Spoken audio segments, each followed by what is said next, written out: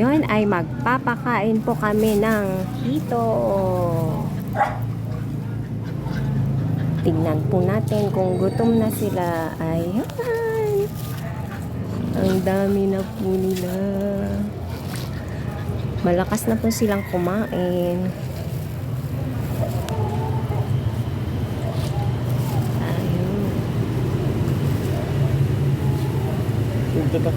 Malaki na po sila, mga 3 weeks na po na nandito.